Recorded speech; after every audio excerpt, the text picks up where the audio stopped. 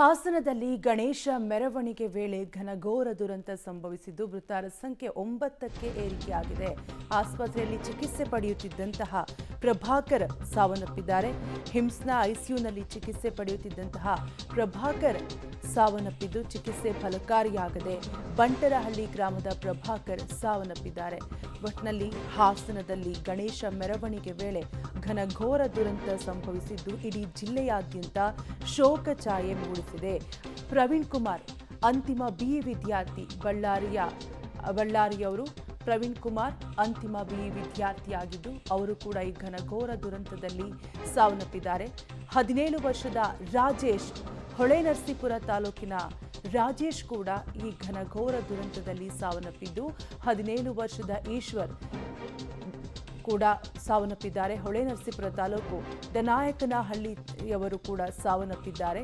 17 ವರ್ಷದ ಈಶ್ವರ್ ಸಾವನ್ನಪ್ಪಿದ್ದು 17 ವರ್ಷದ ಗೋಕುಲ್ ಮುತ್ತಿಗೆ ಹೀರಳ್ಳಿ ಗ್ರಾಮದವರು, ಹೊಳೆನರಸೀಪುರ ತಾಲೂಕಿನ ಮುತ್ತಿಗೆ ಹೀರಳ್ಳಿ ಗ್ರಾಮದ ಗೋಕುಲ್ ಈ ದುರಂತದಲ್ಲಿ ಸಾವನ್ನಪ್ಪಿದ್ದಾರೆ.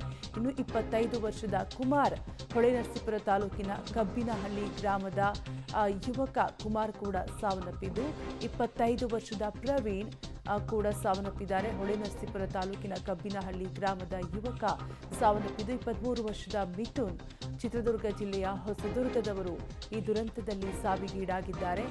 ಸುರೇಶ್ ಬಿಇ ವಿದ್ಯಾರ್ಥಿ, ಚಿಕ್ಕಮಗಳೂರು ಜಿಲ್ಲೆಯವರು ಸುರೇಶ್ ಅನ್ನುವಂತಹ ಅವರು ಕೂಡ ಸಾವನ್ನಪ್ಪಿದ್ದು